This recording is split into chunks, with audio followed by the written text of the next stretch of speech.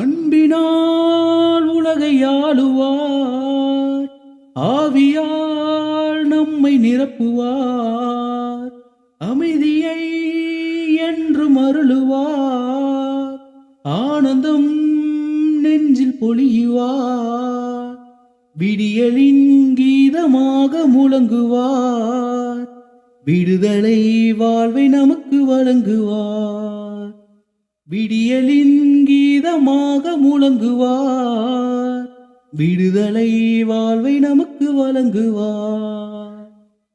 வாருங்கள் ஓருடலாய் இணைந்திடுவோம், வானக தந்தை நாம் வணங்கிடுவோம்.